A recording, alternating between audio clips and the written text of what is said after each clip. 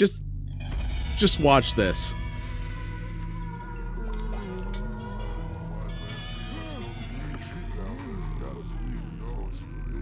It's not that long, don't worry.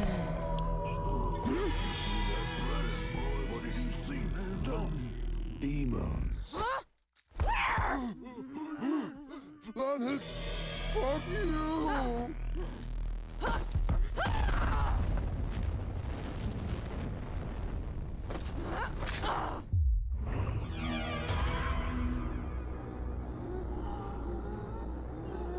5 minutes of peace! It's our new record! What's that? Fuck yeah! Let's fucking do this! Punisher! What's up, guys? It's Parallax Abstraction, and welcome to PXA Peeks at Trying Way Too Hard. I mean Tormentor X Punisher. Yes, indeed. This comes to us from a small European team of indie developers, and it is published by an up-and-coming indie publisher called Raw Fury. Which, well, I'm not going to go into it very much, but if you've seen how they've been during E3, which just ended the week after I'm recording this, well, yeah. Raw Fury is probably not a good name for them. But anyway, yes, this is a rather simplistic twin-stick arcade-style game, and, well, as you can tell from the intro there, this thing has attitude for days, but one that feels maybe just a wee bit forced. So I'm just going to jump in here and show you what this is about. So this is a twin-stick shooter. It is very arcade-like. It is full of insane violence and overcooked music and swearing, and it's at its core, it's a very simple score attack game. You may be looking at this and think that this looks like a much more visceral, you know, Robotron, Smash TV, something like that. You wouldn't be totally off the mark with that. This is actually very, very simplistic in nature, but in a way that I actually do appreciate. So the idea is that you're just killing a ton of demons from planet fuck you. Yes, it's literally called that. And it's just plain score attack. The games are very, very short typically, and your goal is just to stay alive as long as you possibly can, rack up combos, rack up special kills, not have that happen to you, and get a score as big as you possibly can for the leaderboards. Yeah, also every time you die, yeah. Yeah, a little weird demon runs up every time you die. And, yeah, your goal is to get as big a score as you possibly can on the online leaderboards. And that's kind of it. It is up to 2-player local only. I've not tried the multiplayer. I've just been playing it single player. But the games, as you can see, are very, very short. And they are very, very visceral, and things get really kind of chaotic very quickly. You only have 2 guns in the game. You have a shotgun, and you have your machine gun. The way you reload the machine gun, which doesn't have a very large clip, is by shooting the shotgun. Yeah, I don't get it either. There's basically no tutorial to this. What happens is that when it tells you about the reload mechanics. There are no additional weapons that you'll pick up. These are the only 2 things that you'll do everything with. What you do is you are rewarded for executing stylish kills. So that's by killing multiple enemies, at least as far as I can tell. That's by killing multiple enemies at the same time. That's by killing them on, like, your last bullet, I think, is one, things like that.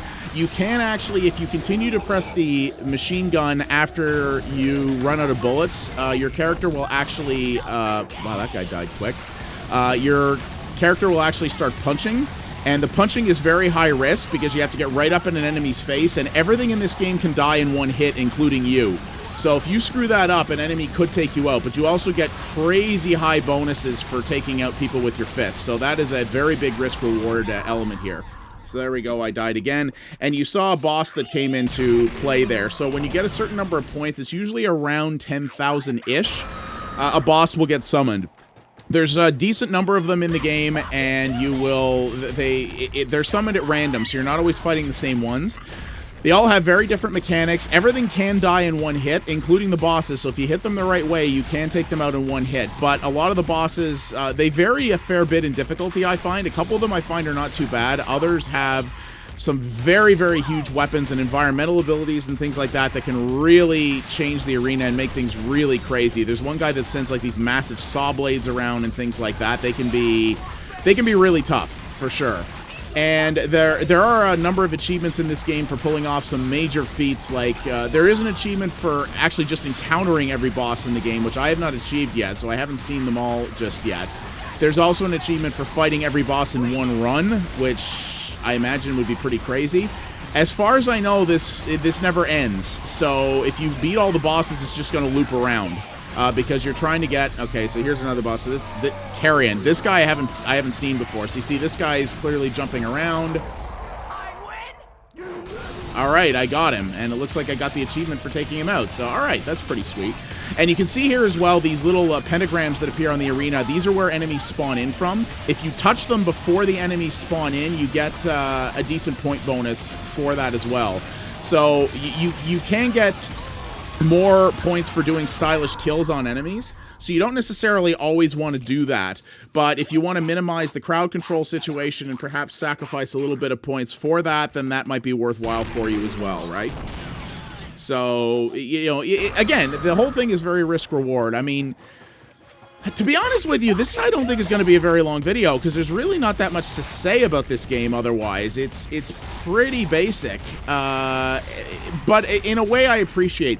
I will say, I think the attitude that it has is trying way too hard. Just the constant swearing and the like, oh, they're demons from planet fuck you, haha, aren't we so edgy? Yeah. And I don't know. I think that's trying way too hard in a way. Other games, you know, a lot of games have been accused of having a forced attitude for things, frankly, way less than this. I don't think it really detracts from the gameplay itself. I actually am still having a lot of fun with this. But I do think you know, I'm no prude. I ain't got nothing against swearing or crazy over-the-top violence or dumb comedy or things like that, but I just feel this is trying a little much to be edgy and to sell itself on its edginess. And I don't have a problem with edginess, but yeah, I like it when you're able to do it in a way that, you know, feels a little more organic and makes a little more sense. This one just feels like, it feels like the concept of this was come up with by like a 13-year-old goth kid, and I don't know, that's just not really my scene. But yeah, the gameplay itself is quite solid, and as you can see here, as you've seen when I've died there before, you know, there's no load times, everything is very instant, you restart super fast, so it's another game that's very good to play in short sessions. Damn it! Of course I'm recording, so I'm not playing nearly as well. I have done much better at this.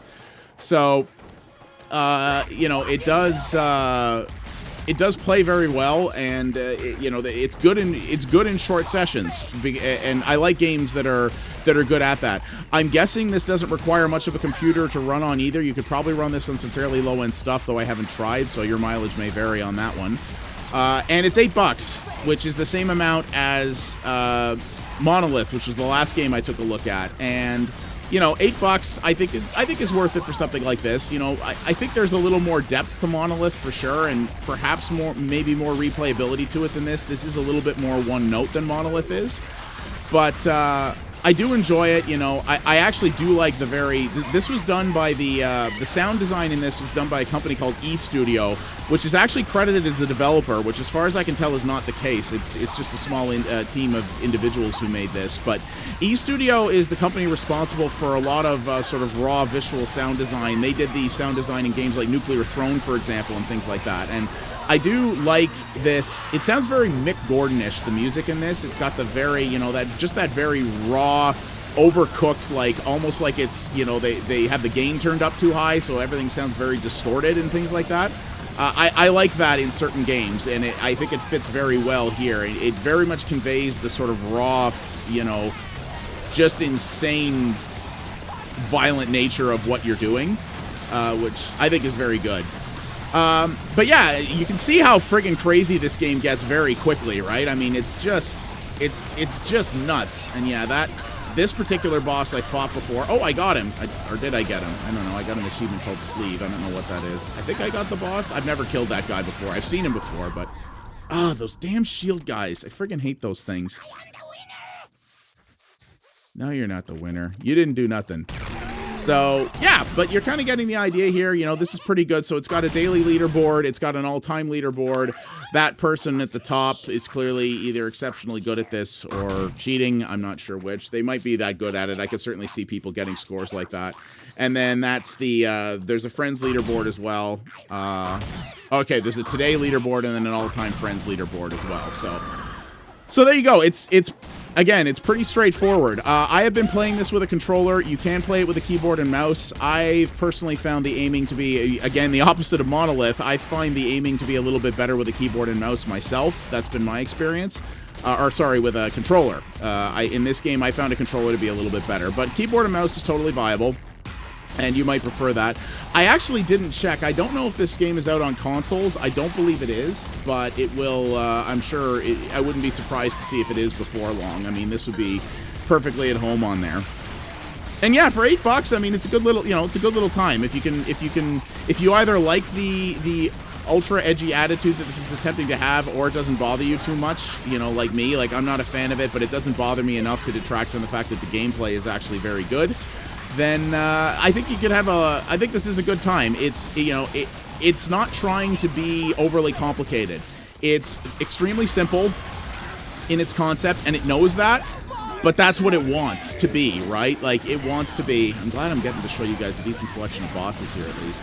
It's trying to be simple, it wants to be very easy to learn and hard to master, so that's why it's only got the 2 weapons, that's why it's got the super simple mechanics, that's why it's all about, one-hit kills and score attack. It's not, it's not a roguelite. I know, amazing, I'm covering a game that's not a roguelite, but it's not a roguelite. It doesn't have a crazy story to it. It doesn't have any long-term progression system. You're not leveling up when you finish beating, when you finish a level. You're not leveling up anything. You're not getting any sort of persistent progression. The only progression you have is how good is your score, and that's what it's all about, is just getting, just get in the game, shoot a bunch of stuff, and have some raw fun with it. And I do enjoy that. And, well, as I said, I'm covering this game because I was given code for it, and I am enjoying it, but I really liked the sort of corporate philosophy that Raw Fury was going for as a publisher, and that's they're the publisher of The Last Night, which, if you've been following that moronic controversy at E3 this week, Raw Fury showed themselves to not be nearly as edgy as they thought they were, or as they portrayed themselves. So I don't know. We're gonna see if they can live up to what they've created here. I think that putting out games like this, I think is a cool thing to hang your hat on as a company. Stuff that has an attitude and doesn't care and is really focused on, mechanics and just basic level fun. And I want to see more publishers that do that kind of thing. And I don't know, Raw Fury at this point, they got a good start with this, but they seem to have sort of already kind of dropped the ball, but we'll see what happens with that. But yeah, there's really not much else to tell you about this. You've really seen the bulk of it. You're either going to like this kind of game or you're really not. As a big fan of Robotron and Smash TV and games like that from back in the day, someone who just likes twin stick and arcade stuff in general, this is right up my alley. So I've been having a good time with it. And yeah, the mechanics and the way it moves and the really good control response and everything else overcomes the sort of cringy attempts to be to appear edgy and to appear rebellious, I guess is maybe the way to put it. Yeah, I think it overcomes that quite a bit, and it's a good time. So yeah, that is Tormentor X Punisher, it says developed by eStudio, but they just did the sound. It's developed by I'll show you here, actually. It's developed by a small group of indie developers from Europe and published by Raw Fury. We are playing this on the PC. It is available for PC and Mac, not Linux right now, and it might be on consoles, though I don't think so. It'll be in the title if it is. And yeah, it's a good time. Just maybe the attitude may not be for you. thanks for watching, everybody. If you liked what you saw here, please consider liking the video and subscribing to the channel. That does help me out a great deal. If you want to watch something else, check out the videos on screen now, and don't forget to follow @PXA Media on Twitter to find out about new stuff first.